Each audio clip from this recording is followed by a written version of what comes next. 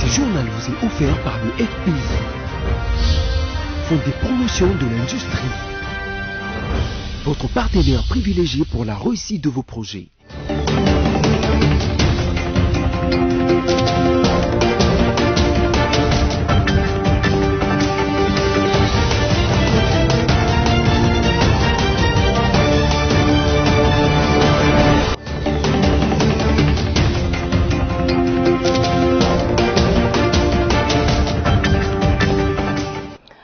Un seul jour sans vous informer, mesdames, messieurs, bienvenue dans cette nouvelle session d'information dont voici le titre.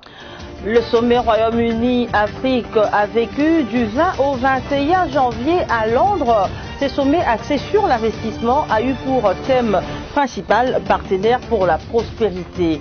Le discours du chef de l'État Félix Tshisekedi Tshilombo face à la diaspora congolaise à Londres a fait jaser. La présidente de l'Assemblée nationale Janine Mabunda et les députés Henri Thomas Lokondo ont donné de la voix et s'insurgent contre le discours tenu par Félix Tshisekedi Tshilombo. Et puis manifestation à l'IFASIC ce lundi contre la hausse de frais académiques. Les autorités académiques de cet institut ont suspendu 3 manifestants. Également, ils ont suspendu toute activité académique jusqu'à nouvel ordre. Merci de vous installer confortablement pour suivre ce journal. Le président de la République, Félix Tshisekedi Tshilombo, a invité les investisseurs britanniques en République démocratique du Congo. C'était au cours de la rencontre qu'il a eue avec eux ce mardi 21 janvier. Félix Tshisekedi leur a promis sécurité et réduction fiscale. Liévin Louzolo précise. À Londres, devant les investisseurs britanniques ce mardi 21 janvier, le président de la République, Félix Tshisekedi, a vanté les opportunités dont regorge la RDC. Il a promis aux investisseurs la garantie sécuritaire. Vous avez la garantie politique et sécuritaire, mais aussi l'amélioration du climat des affaires qui est réelle avec la lutte contre la corruption, a déclaré le président congolais devant un parterre des chefs d'entreprise britanniques. Le chef de l'État congolais a aussi précisé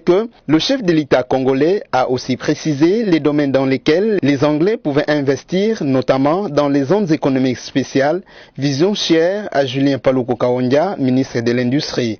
Je vous invite de venir investir dans mon pays, et ce, dans plusieurs domaines, dont l'industrie, avec la mise en œuvre des zones économiques spéciales, domaine de l'agriculture avec des milliers de terres arables disponibles, l'environnement, le tourisme et l'énergie, a déclaré le chef de l'État congolais. Rappelons qu'avant d'être reçu par les investisseurs britanniques, le chef de l'État congolais, Félix Antoine Tshisekedi Tshilombo, était en tête-à-tête avec le président égyptien Mohamed Al-Sisi, avec qui il a évoqué les futurs investissements égyptiens en RDC. En séjour de travail à Londres, le chef de l'État Félix Tshisekedi Tshilombo a échangé avec le maréchal Abdel Fattah al-Sisi, président de la République arabe d'Égypte. La coopération bilatérale entre les deux pays était au cœur de ce tête-à-tête. Stella Hachema. Tête-à-tête du maréchal Abdel Fattah al-Sisi, président de la République arabe d'Égypte, et son homologue congolais Félix Antoine Tshisekedi Tshilombo à Londres, au Royaume-Uni. C'est ce lundi 20 janvier qu'il y a eu lieu en marge du sommet Royaume-Uni-Afrique sur l'investissement. Les échanges ont porté sur la coopération bilatérale. L'Égypte considère le Congo-Kinshasa comme un allié stratégique dans la sous-région d'Afrique centrale, dans les secteurs de l'énergie, des mines et d'infrastructures. Dans le cadre de l'intégration sous-régionale, le maréchal Abdel Fattah al-Sisi compte beaucoup sur la participation congolaise pour booster le continent à partir notamment des sources multiples dont regorge le sol et le sous-sol congolais. Une délégation dépêchée par al-Sisi est d'ailleurs attendue à Kinshasa dans les semaines à venir. Les dirigeants égyptiens a également transmis à Londres une invitation à Félix Antoine Tshisekedi Tshilombo pour une visite en terres égyptiennes.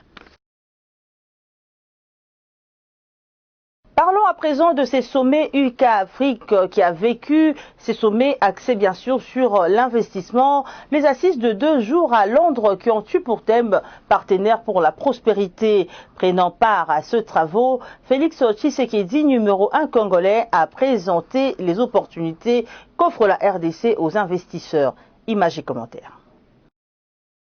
Les sommets UK Afrique a ouvert ses portes ce lundi 20 janvier à Londres. Programmées sur 2 jours, ces assises sont axées sur l'investissement. Partenaires pour la prospérité, c'est le thème principal. Les convives ne sont autres qu'une quinzaine de chefs d'État et une vingtaine de pays africains valablement représentés. Ils ont tous réfléchi sur les voies et moyens pour présenter et promouvoir l'étendue et la qualité des opportunités d'investissement à travers l'Afrique pour les renforcements du partenariat au Royaume-Uni Afrique 2020. À l'ouverture de travaux, le Premier ministre britannique Boris Johnson a affirmé que le Royaume-Uni s'était résolument engagé vers les continents africains. L'Afrique, qui attire avec son marché de près de 2 milliards d'habitants, a poussé Boris Johnson à promettre de plaider pour que son pays soit plus actif sur les continents noirs. Présent à ces assises, le chef de l'État congolais Félix Tshisekedi Tshilombo a présenté les opportunités qu'offre la République démocratique du Congo aux investisseurs. À travers ce sommet, Londres, qui ces dernières années a pris du retard sur les continents vis-à-vis de pays comme la Chine, les États-Unis et même la France, entend renouer le lien et renforcer sa présence. Un autre point à l'ordre du jour de ces sommets UK-Afrique, c'est les commerces et la nécessité pour le Royaume-Uni de nouer de nouveaux accords une fois qu'il aura quitté l'Union européenne. Ces sommets ouverts ce 20 s'est clôturé ce 21 janvier 2020 dans un climat bon enfant. Abordons à présent les réactions de membres du Front commun pour le Congo au discours du chef de l'État Félix Tshisekedi Tshilombo à Londres devant la diaspora congolaise. Janine Mabunda, présidente de l'Assemblée nationale, et Henri Thomas Lokondo, député national, sont montés au créneau.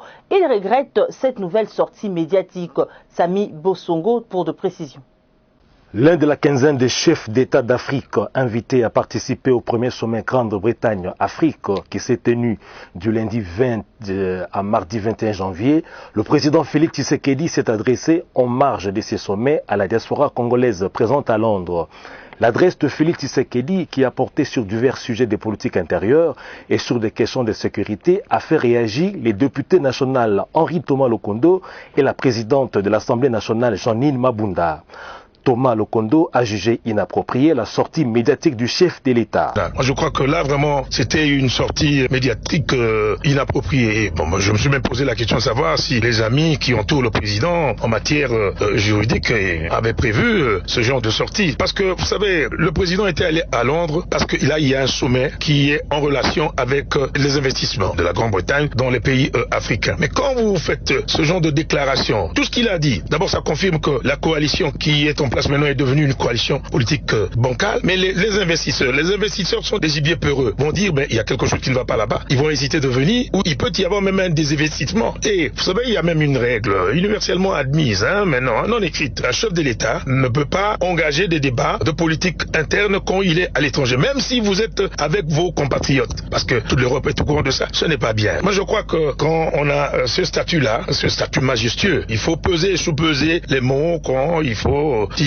quelque chose. Ce n'est pas bien. Moi, je crois que le président, je dirais même, il n'est pas bien entouré. Il aurait dû adopter le comportement, même s'ils n'ont pas opté pour la cohabitation, mais le comportement de Mitterrand. Quand il a eu 2 cohabitations, il s'est, lui, limité seulement dans les prérogatives constitutionnelles qui lui sont reconnues. Et parce que, j'irais même loin, quand le chef de l'État dit, on va le juger après le mandat. Non, on va pas le juger. On va juger le gouvernement qui est en place. Lui, il n'y est pour rien. Le gouvernement qui est là n'est pas son gouvernement. Normalement, si on était dans la cohabitation, il n'allait même pas se justifier après 5 ans, parce que c'est pas lui qui était gestionnaire au quotidien de l'action du gouvernement. Donc, je crois qu'on est dans une espèce de logique de confrontation, mais qui n'est pas bon pour la suite des événements.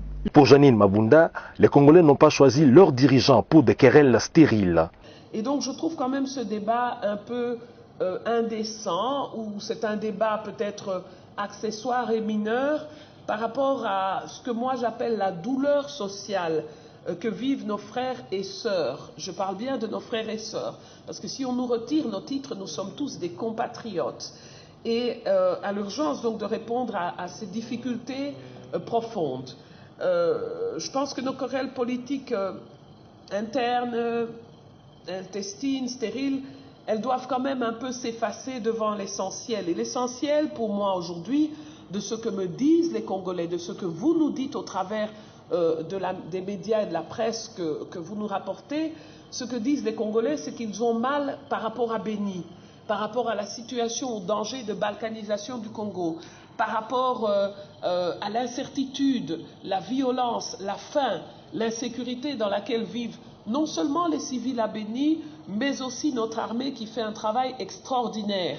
Et cette armée ne fait pas ce travail extraordinaire que depuis maintenant. Ça fait 18 ans que nous avons le plus gros de nos troupes installées dans le nord du Congo et ici particulièrement à Béni. Nous croyons que ces différentes réactions ont permis à l'opinion congolaise de connaître la vérité sur les propos du successeur de Joseph Kabila face à la diaspora congolaise de Londres. Tout à fait autre chose dans ce journal Africa Renaissance Ltd, bientôt à Kinshasa. C'est le fruit de contacts pris par le ministre Julien Paluku avec les investisseurs britanniques à l'issue du sommet UK-Afrique. Liévin Luzolo pour ce reportage. C'est une très belle moisson réalisée par le ministre de l'Industrie Julien Paluku Kawonga à Londres, où, aux côtés du chef de l'État Félix Tshisekedi, a pris part au sommet du Royaume-Uni Afrique. Séduit par les opportunités dont regorge la RDC et les allègements fiscaux accordés aux aménageurs et investisseurs, le groupe britannique African Renaissance Ltd, qui compte 25 investisseurs, est attendu au mois de février à Kinshasa. Déjà, des centaines de dollars américains de la part de ce groupe sont disponibilisés pour aider la RDC. Ce, pour booster différents domaines dont l'industrie, avec notamment la matérialisation des zones économiques spéciales, la relance et la promotion des cimenteries en RDC. Toutes ces décisions sont intervenues le lundi soir à Londres après la réunion que le ministre Julien Paluku a eue avec les responsables de cette entreprise britannique. Rendons-nous en province, dépôt de imprimés de valeur par la Direction générale de recettes du Haut-Ouélé auprès du vice-gouverneur Christian Pitanga à son cabinet de travail en présence de ministre de Finances et du Budget. Cette remise symbolique de ces imprimés de valeur au gouvernement provincial compte pour l'exercice fiscal 2020. Suivez. Un lot de nouveaux imprimés des valeurs a été remis au gouvernement provincial de Christophe Baziani-Nanga par l'imprimeur représenté par M. Régu. Une séance de remise symbolique de ces nouveaux imprimés des valeurs au gouvernement provincial comptant pour l'exercice fiscal 2020 a eu lieu ce lundi 20 janvier dans la salle de réunion du secrétariat exécutif du Haut-Ouélé. Présidée par Christian Pitanga, vice-gouverneur de cette province, cette cérémonie a connu la participation de plusieurs personnalités, notamment le ministre provincial en charge des finances, Guy Legui Makombi, le directeur général de la direction générale des recettes du Haut-Ouélé, Alexandre Ngamatino, ainsi que quelques membres du cabinet du gouverneur. En effet, le DG de la DGRU a salué le leadership du gouverneur Christophe Baziani-Nanga qui a concrétisé en temps réel le vœu de la DGRU qui va lui permettre de bien mobiliser les recettes. Revenons dans la capitale, la rumeur faisant état d'une dizaine de morts dans la prison de Makala a enfin fait réagir le vice-premier ministre, ministre de la Justice, Célestin Tundaya Kassende, qui dément cette information de précision avec Placide Kiesilo. Suivez. Le vice-premier ministre, ministre de la Justice, Célestin Tundaya Kassende, a démenti la rumeur autour d'une dizaine de morts à la prison centrale de Makala ce lundi 20 janvier 2020 à l'issue d'une séance de travail conduite par le premier ministre Sylvestre Ilunga Ilunkamba. À l'ordre du jour, les conditions carcérales en République démocratique du Congo. L'opinion tant nationale qu'internationale a suivi à travers les différents canaux d'information les nouvelles faisant état d'une dizaine de morts à la prison centrale de Makala. Pour couper court à ces contre-vérités, le vice-premier ministre, ministre de la Justice, Tundaya Kassende, a déclaré ce qui suit, nous citons. Ce qui se raconte sur la mort de plus de 10 prisonniers à Makala est faux. Ce n'est pas du tout la vérité. Nous sommes des responsables. Autour du Premier ministre, nous sommes en train de suivre la question des prisonniers, que ce soit à Kinshasa ou à l'intérieur du pays. Fin de citation. Par ailleurs, le patron de la justice congolaise a appelé le peuple congolais à lutter contre le faux bruit et les rumeurs véhiculées par certains prisonniers.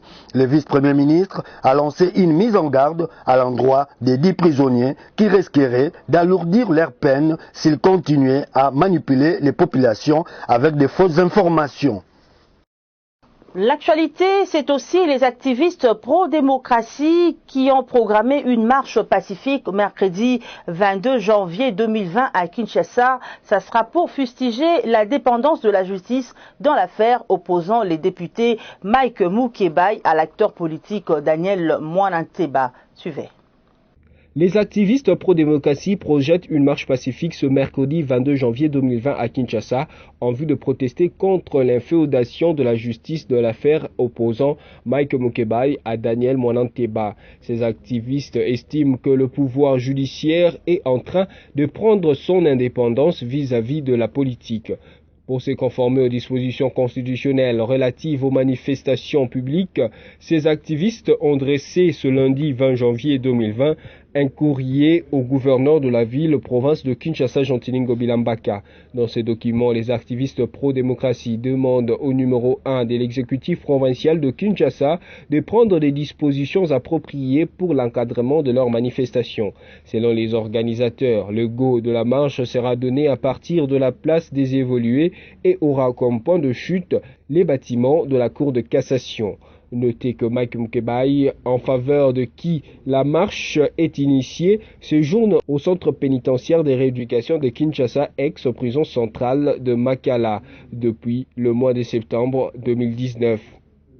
Santé dans cette grande édition d'information, l'éradication de l'épidémie à virus Ebola a amorcé le dernier virage au Nord Kivu, une nouvelle campagne de vaccination pour mettre fin à la propagation de cette maladie est signalée à Goma, comme le souligne Stella Hachema.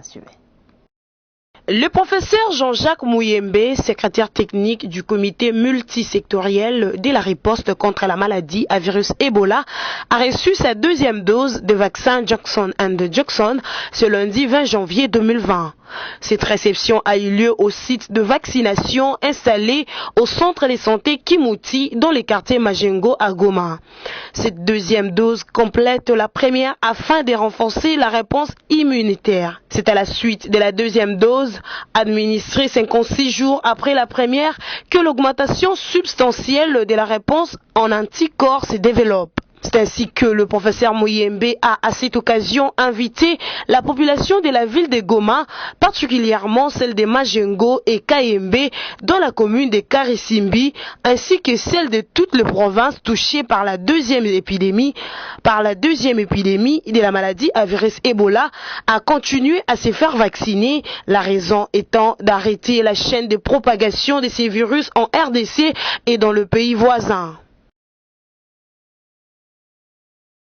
D'une bonne nouvelle à la mauvaise, les autorités académiques de l'Institut facultaire de sciences de l'information et de la communication, IFASIC en sigle, ont suspendu les activités académiques après la manifestation de ce lundi 20 janvier 2020 des étudiants contre la hausse de frais académiques. Suivez.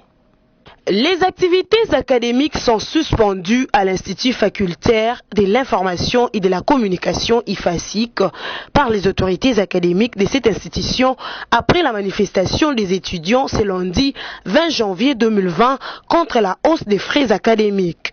Tous les auditoires sont fermés et aucun étudiant n'est autorisé à accéder à l'enceinte de l'université ce mardi 21 janvier 2020. Une réunion est convoquée pour demain mercredi 22 janvier 2020. La coordination des étudiants ainsi que tout le personnel et les différents délégués syndicaux y sont vivement conviés.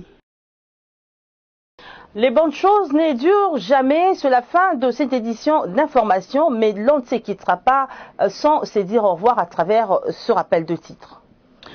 Le sommet Royaume-Uni-Afrique a vécu du 20 au 21 janvier à Londres. Ce sommet axé sur l'investissement a eu pour thème principal partenaire pour la prospérité. Le discours du chef de l'État Félix Tshisekedi Tshilombo face à la diaspora congolaise à Londres a fait jaser la présidente de l'Assemblée nationale Janine Mabunda et les députés Henri Thomas Lokondo ont donné de la voix et s'insurgent contre le discours tenu par Félix Tshisekedi Tshilombo. Et puis manifestation à l'IFASIC ce lundi contre la hausse de frais académiques. Les autorités académiques de cet institut ont suspendu 3 manifestants. Également, ils ont suspendu toute activité académique jusqu'à nouvel ordre. Juste après moi, retrouvez la lecture de journaux avec Josué Kalamba. Entre-temps, pour votre soirée et le reste de temps, ce programme de BEC TV à votre disposition. Vous n'allez jamais vous gêner. Au revoir.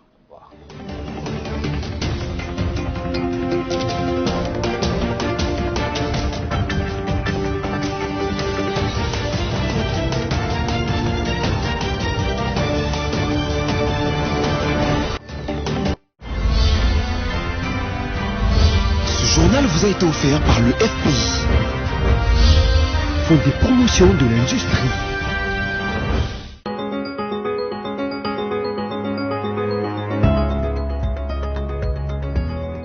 Mesdames, Messieurs, bienvenue à la revue de presse de ce mardi 21 janvier 2020 sur BSC TV. Commençons avec congovirtuel.org qui titre « Syndicat d'Okolo, les blanchisseurs de Dos Santos en RDC ». Danois d'origine congolaise, Syndicat d'Okolo est revenu dernièrement à Kinshasa après plus de 10 années de vie à l'étranger. Ayant pour base Luanda en Angola à cause manifestement de son mariage avec la fille du président angolais Dos Santos, Syndicat d'Okolo qui ces dernières années s'était montré particulièrement offensif en politique contre le régime de Joseph Kabila, disait venir non seulement apporter son appui à l'éclosion de la démocratie à travers son mouvement dit congolais debout, mais aussi pour explorer des opportunités d'investissement. Lors d'un passage sur la radio quinoise Top Congo FM, ses fils de l'ancien banquier et magnat zaïrois d'Okolo Sanu faisaient état de gros investissements qu'il comptait consentir. Normal alors, dira-t-on, à l'époque qu'il ait trouvé porte ouverte à la présidence de la République jusqu'aux appartements du chef de l'État en personne. Poursuivons notre revue de presse avec Forum des As qui écrit « Ituri, les FARDC neutralisent la milice Lendou Kodeko à Hama hier ».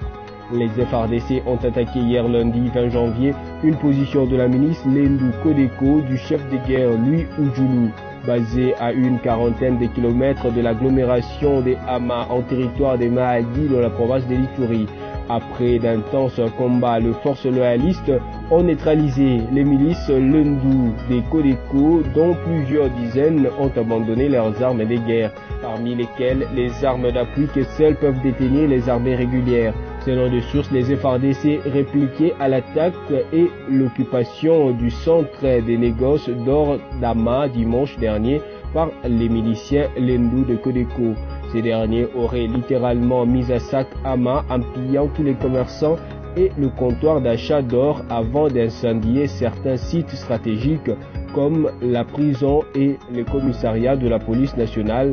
Ivres du succès de leur forfait, les miliciens seraient repartis tout en promettant de revenir. Bouclons notre ronde avec Okapi.net qui écrit Tanganyika, 2000 déplacés en détresse à Nyunzu. Environ 2000 personnes fuyant l'attaque attribuée à la milice Toa dans leur village sont signalées aux environs du centre de Nyunzu. Au lendemain de la mort du chef du groupement Kamania Mukimbo, la situation sécuritaire reste préoccupante dans cette zone située à 200 km à l'ouest de Kalemi au Tanganyika. Selon lui, les FARDC interviennent dans la zone pour y assurer la paix, mais on se rend compte que ce ne sont pas des Tois. Les Tois n'ont pas d'armes à feu. L'axe Manono également, il y a même des militaires qui sont blessés, qui sont aujourd'hui à l'hôpital général de Nyunzu. Cette revue de presse est terminée. Merci et au revoir.